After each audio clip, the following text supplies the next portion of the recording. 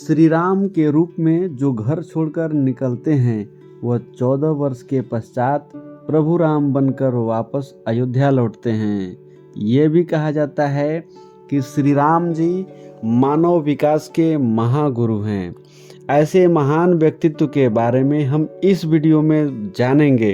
हालांकि उस विराट व्यक्तित्व के बारे में मेरे जैसा तुच्छ व्यक्ति भला क्या कह सकता है। तो आइए श्री राम जी के जीवन चरित्र की 5 महत्वपूर्ण बातों पर चर्चा करते हैं। भारत जो एक देश या राष्ट्र नहीं बल्कि एक माँ, भारत माता के रूप में माना जाता है।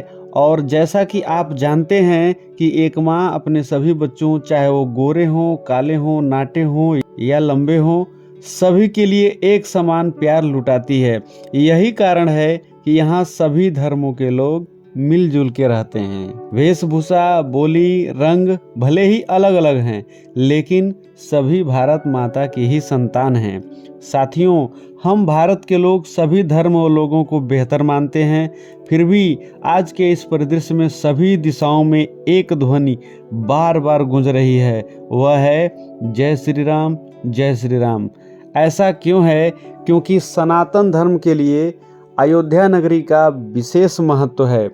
सुप्रीम कोर्ट के ऐतिहासिक फैसले के बाद इस पावन नगरी में मर्यादा पुरुषोत्तम श्री राम जी का भव्य मंदिर जो बन रहा है। आप सनातन धर्म को मानते हैं या नहीं मानते हैं, लेकिन आप श्री राम जी को नजरअंदाज नहीं कर सकते हैं, क्योंकि श्री राम जी का व्यक्तित्व एक आदर्श व्यक्तित्व के रूप में सबके मन मंदिर में विराजमान हो जाता है। तो आइए आगे चर्चा करते हैं। श्री राम जी का पहला गुण है सुख या दुख सब में समान भाव रखना। राम जी राजा बनने जा रहे हैं, चारों ओर उल्लास के साथ लोग उछल रहे हैं, लेकिन श्री राम जी वो तो हाथ जोड़कर उसी विनम्रता के साथ ही अयोध्या का राजपद स्वीकार करते हैं।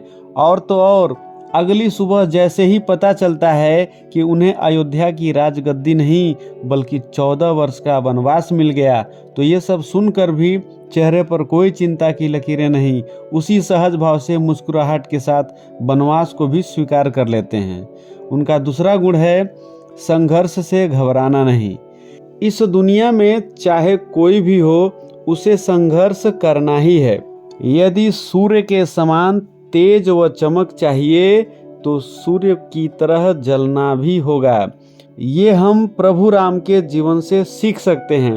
अयोध्या जैसे राज्य से वह चक्रवर्ती सम्राट राजा दशरथ के पुत्र होने के बाद भी उन्हें नंगे पांव वन वन भटकना पड़ता है, विभिन्न राक्षसी शक्तियों से लड़ना भी पड़ता है, फिर भी उस चुनौती को स्वीकार करते हुए आगे बढ़ते जाते हैं।